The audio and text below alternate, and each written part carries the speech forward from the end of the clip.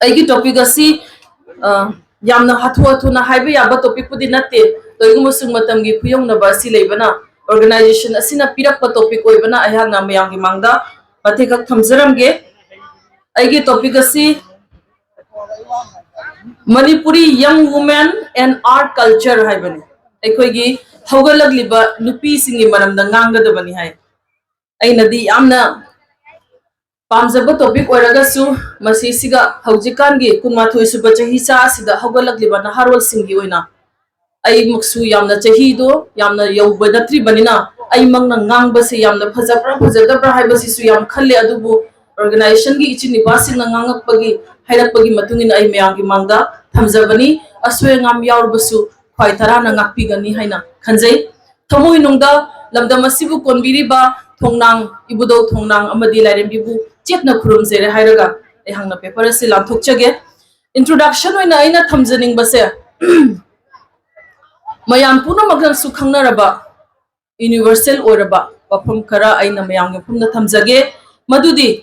नुपीना मालेमबु अमसुंग मियेबा जातिबु Yui हाइबा वखलोनसे मणिपुरगी नतना Meitei जातिगी नतना Manipuri हाइबा जाति असिगी lining लोनगी अमसुंग अरिबु वांगु लोनगी मीडियंगदा लंगना mummy तारगा ngasi फावसु लैरि मालेम लेशम लोंदा इमा लेमरेल की थौदांग मालेम नोंखोंग कोइबगी वारीदा लेमरेल की अथोइबा ज्ञान नोंथांग लेमगी निंगथीबा शक्तम पांथोइबिगी मतिक मथौना मनिंग मखा तंबा लिचकना अथोइबा गुन्नी उत्पा फिदम अमसुंग इमोइनो अहुंबिगी वारीदा मालेमबु लेंगदना लेहनबदा नुपी ओइबिना लौरिबा थौदांग कया असिना उतलिबा नुंगियोबा मरुबा वखलोंदा लेंगाकलोंदा पा पीगी मरीदा अमसुंग युमलिंगबदा नुपीगी फंफम हाइबसे चाउना ले हाइबसे पुनमंगना यानरबा अमदी खंगनरबा वफमने मरुइना पंजनिंगबदी अैखोइगी मणिपुरी खुनाइगी असिगुम्बा मसक्ता नुपीगी मरु ओइबसी मेक सिंगबा नुपीना मरु ओइ हाइबसी मयक सिंगबा हेलली हाइबसे अैखोइगी लेशिम लोनगी मतमदा क्रिएशन ऑफ मिथ तगी हाना लेख्रबने इमुंग मनुंगी ओइबा नुपीगी कुपनोंग कयासे याउद्रबदी युमलिंगबा ngamde हाइबसे खुनाय असिगी नुपानसु नुपीगी थबकपु हंथना खप खनदे अदुबु हिरम कया खुरौ चेनबा नमथबिबा कया थेंगरगसु मरक मरक लमदम असिगी नुपीसिंगना महै मसिंग लारिकी ज्ञान कयासु हपचिलक्तुना फिसा लोनसागी टोप टोप हैसिंगबु मालेम सिनबा थुंगना संदोकपा हौरकली मसिना मरम ओइदुना खुनाय असिगी नुपीगी फंफम चाउना कनबा अमसुंग थाक वांखटपसे हेंगलगलिबने हिरम कया मरुमदा अैखोइगी नुपीसिंगना खुंगारगली सिविल एडमिनिस्ट्रेशन दा अवांगबा थाक यौना हिदानबा लारिक लासुगी लमदा विज्ञान की आइन की लमदा नुपी क्या चंगले यामना समलपना पंजगे ngasidi hainingbadi kaya amane research macha masu tawjare data macha kharasu khomjare kaigino haibubu hekta haisin ba yadaba haisin laga phajani haiba khanba yadaba wafam mayam ama leiri khunaya sida aina pi ngai dagi su ujarak ba hauzik phawbadasu adubu wafam masi matang asida yamna chawthokhrani khanbada myangi mangda thamjara roige maroi ba khada thamjaramge ngasidi Manipuri खुनाय असिदा नुपी थाक असे असुकी मतिक चौखटले हाइबिगी मतिक अखोइ नुपी से पंगबसे assume हेले अहान बदा ममांग चत हौखिबा तौखिबना तौखरे हौखिबना हौखरे हौजिक लैरिबा present situation हौजिक लैरिबा सिददी अखोइ Tungi मिरोल सिंगु कलहौ भाइबसे मसे महौसाना ताबनी हेता हथेंगना आइना हौजरगे इंटरकास्ट मैरिज अमदी कल्चरल सर्वाइव तौबगी मतंग सिदा नोमो नोमगी हेंगलगलिबा अमदी थोरकलिबा इशू सिंग असि येंगुरगदी अैखोइगी खुनाइगी नुपा मचा सिंगदगी अैखोइगी नुपी सिंगदना हेना तोइरकपगी मोंग अमक अैखोइना उरि मसिगी मतंग सिदा येंगुरगदी अैखोइना यामना ज्ञान ताना अमदी थमोइ सेंगना खन्नबा अमदी चंगे मरमदी असमदा मिसिंग लिकना हिंजरिबा मणिपुरी कम्युनिटी असिना मांगलम चत्तगी हौना संस्कृति राजनीति अमदी एडमिनिस्ट्रेटिव की ग्राउंड अखोई से नमथाबिनोता थम्बीरीबनी अदुबु अखोई से पेरीफेरी द मताई द इंथोकलगा थमलबसु असिगुम यामना लूरबा सिचुएशन असिदा आई इसागी पर्सनल चॉइस न हेली हाइना अदुम चखरगदी तुंगदा अचौबा खुदोंथिबा कयामरु मायोकनरपा हाइबसे मसाना ताबने खुदम ओइना हायरबदा असम की असेंबली दा एडमिनिस्ट्रेशन दा नत्रगा अचौबा डिसीजन मेकिंग बॉडीज दा मिटै की नत्रगा मणिपुरी सिंगी ओइना रिप्रेजेंटेटिव ओइबिनबा लैत्रि मसीगी प्लेटफॉर्म मसी फंगदबना पॉलिटिकल अमदी इंस्टीट्यूशनल रिप्रेजेंटेशन दा अखोई की कम्युनिटी जाति असिबु सोशली अमदी इकोनॉमिकली मनिंग चथदुना लैरिबन जाति अमगी मी सिंगदा जाति अमगी मिसिंगदा पॉपुलेशन दा मसिंग हंथरगलबदी पांगल सोंथरगलबदी मखोई की खोंजेल अदो महौसाना पिकना थोकलकपा हाइबसे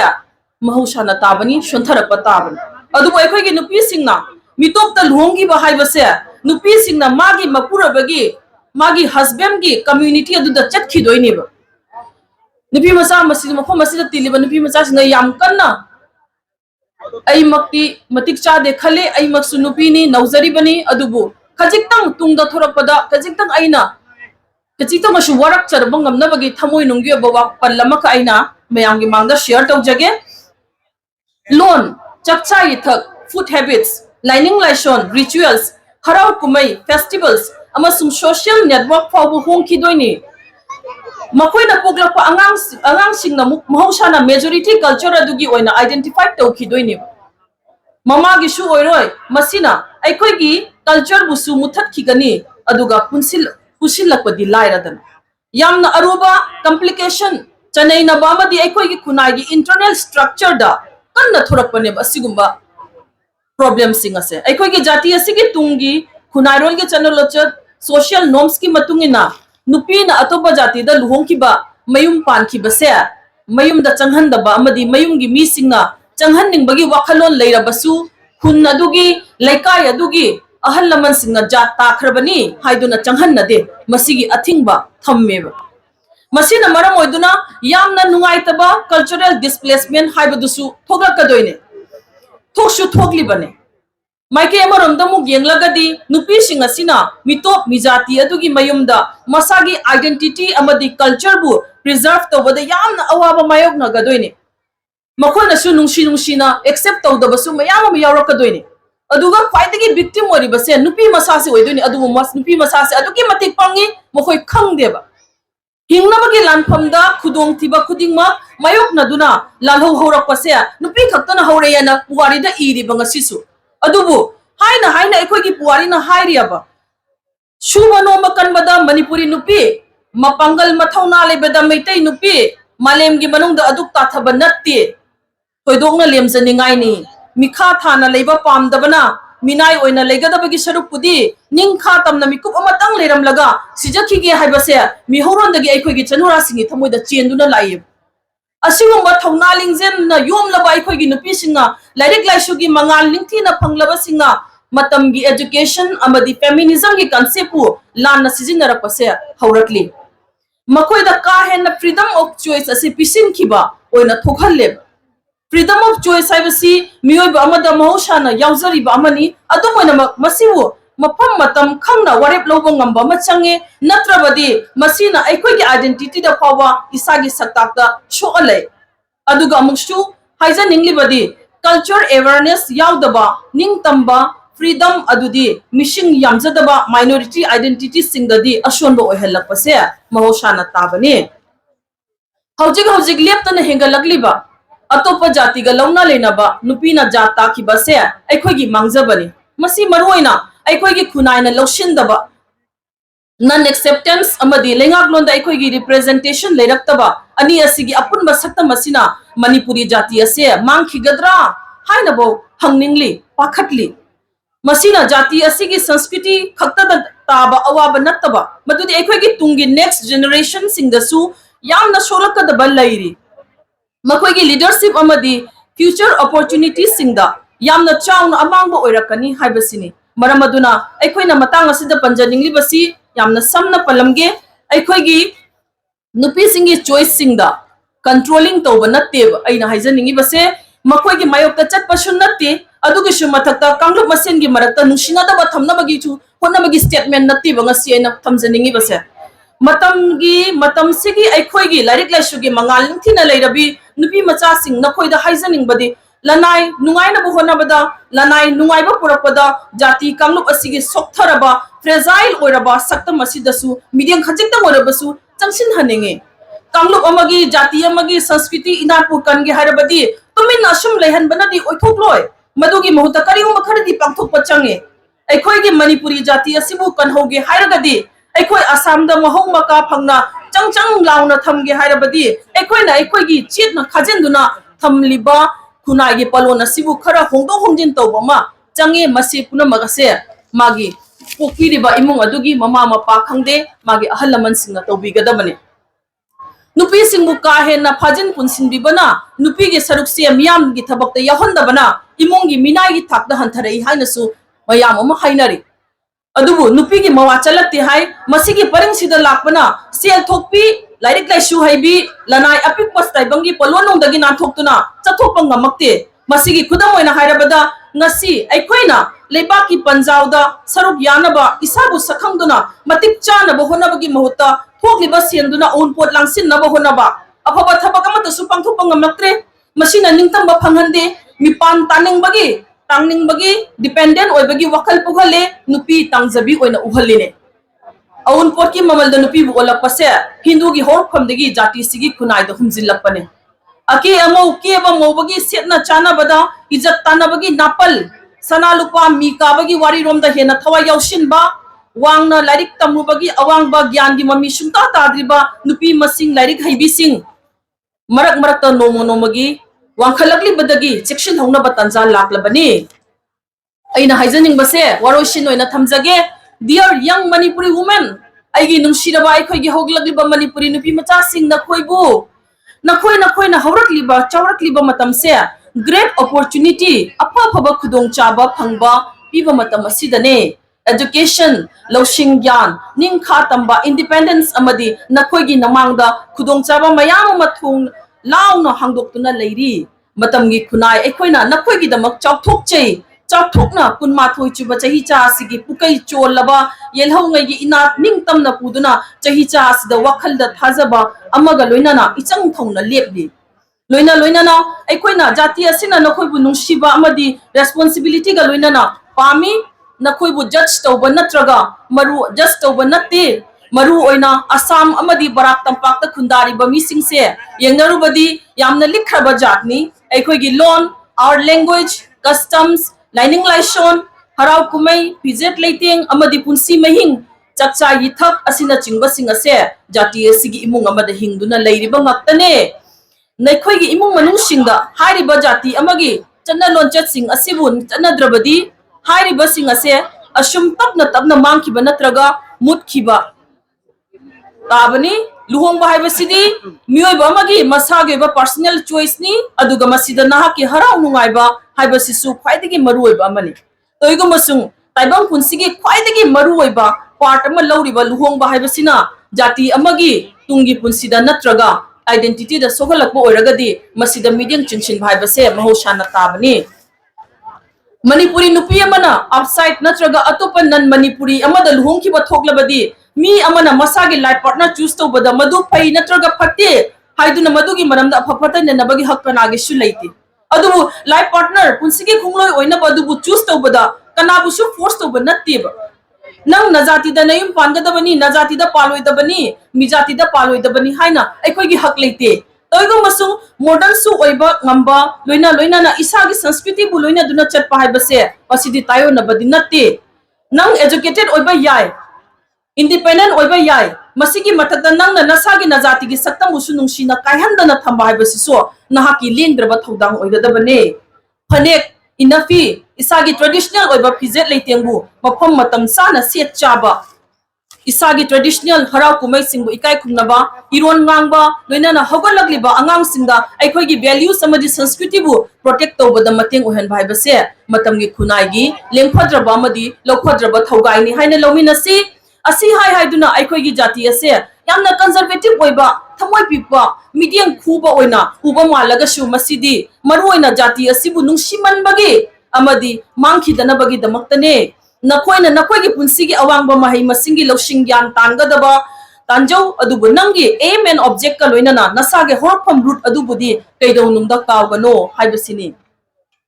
angang singa sina matam gi kallaba irai da lukhi gadoba makhoi bu himai chumgadori base leikai namadi khunai na nate madudi angang asigi loina riba magi imung manungi miyoi singa maruina mama mapa oiba singini ai social scientist social activist ama nate ai di icham chamba oja amani college ta takchari bini adu aigi wafam khara asina matam gi hogalagli ba angang singa khara khajikta moirabasu afaba lambi da porpa ngambra haibase asiguma wakhalon amagaloina na ngasi aina mayam gi mangda lecture bani isam samna hairabada aikoi gi angang sing afaba education phangansi afaba mi ohansi hairi atopa jati da hongba atopa jati da hongbadi leptrib aduga atopa jati lawsilakpadi leptrib magi apa mani hojik chakhatle haina reba adu matang asida culture ngakpa inat kan basia nupi na khakta hai aidana nupa samaj ta su khara hayo haiba wahang khara su lakaneba adubu chang chak manana mathaudang asi pangthokadabani aigi wakhal dadi hairabadi hojik ki oina pakhu moin aigi de leizari basia pusilapadi li aduga chatkhi bana yame aduga pusilapadi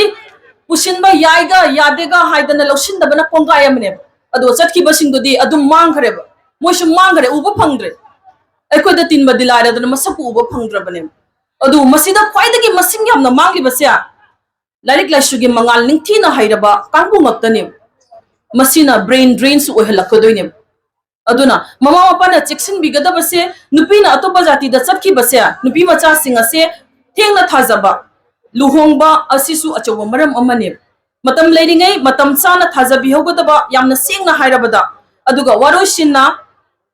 mamangda oikiba thokiba thokhaidaba aikhoigi jat asina icha inau ichal iche adugi wari asibu khongchat amagi wari ni toigumasung manipuri jati asigi tunglam chatki punsi asam ga hingliba miyoi sing asigi makuta leire maramdi lamdam asigi missing likpa kanglup amo oibana aikhoigi culture lon amadi identity ase kananamagi mayam punna wakhal tamina bama changi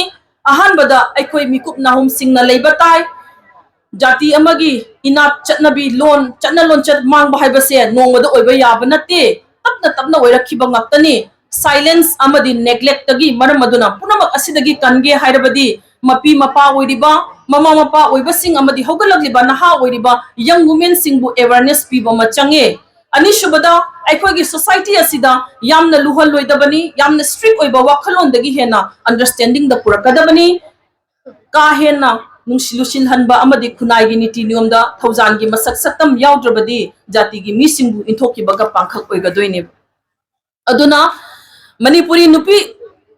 singna magi masagi culture amadi chanabi bu kaidong da makhoina khongaw nage khande chanabi bu chetna thamoi da thagona na thammi haibase masigi afaba wakhalon se thamjage aikoi gi nupi singna imung manong pui macha masu na koli thaksi khasi tambi nimit khudingi warak watemi aduga amukshu khunai asina society asibu nupi singi puning thogat pi badi lairadana mong gi wahan piduna nataba kaya amasu haisin bi criticize to birabadi makoina anoba ideas amadi hingbagi mahause yawra oye aduna matang asida samasa sigi imung amagi maru makop oibasingi achoba thodang asi maru oirei mama mapa oibasinga macha singbu yaring khai mitero na singangwada sijin nabigadabani jati asigi harau kumai singbu wahan thok leina khanghanduna isagi horphombu saktambu mamal piduna takpiba machange angang oringedagi hauna hawgalagliba na harol singna masagi majati bu mafam mamal leina nungsina lawduna laklabadi even modern life asida su kushamna na chamina bangamgani haibasini community organization sing amadi institution sing asi na masigi thodang asi yagadabani khudam oina hairabada cultural programs loan gi class nupi khaktage balup amadi khwaidagi maruoiba dharma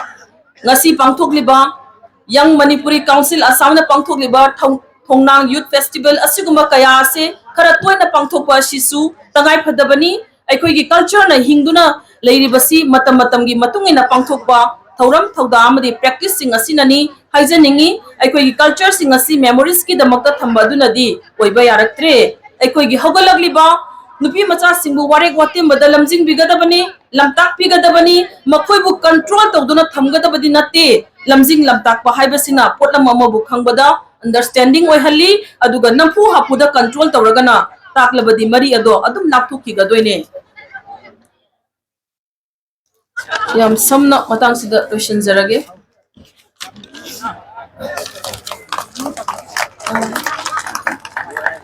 conclusion pareng amani ta hairang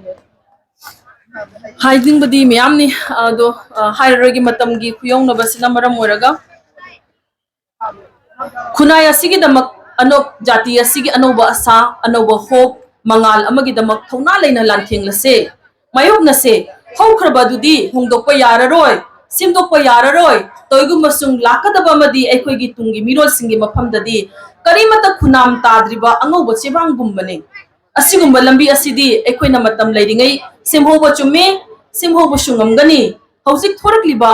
थोक्रिबा मांगजख्रिबा सिंगदो हन्ना मराल सिरुदुना करिमता कानबा लेररोय लाक्षु लाक्लरोय मदुगी महुता अखोय खुदिमक अमत ओइना कुशमनदुना अखोयगी आइडेंटिटी सक्तम मसिबु कन्ननबा माइपाकनो खुन्नमिनसी मदुदता Manipuri culture young Manipuri men अमसुंग वुमेन बु मतमगी माले मसिदा पुन्ना चखतमिना हनबा ngamgani amadi matamga thong manana chatmina bangamgani ngasi अखोयना अखोयगी इनापु चटना लोनचटपु culture bu nungshino yakhatuna thamlabadi hayengi अखोयगी tungi mirol sing angang singasu chakthung nei kai khumnagani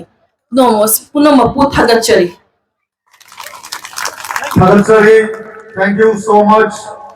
ram Dr. Sangapam Merina Singha ram na yam mayik chungna ogi Manipuri woman Sagapam Merina Singha sorry well said Iki pagi agi isan ibema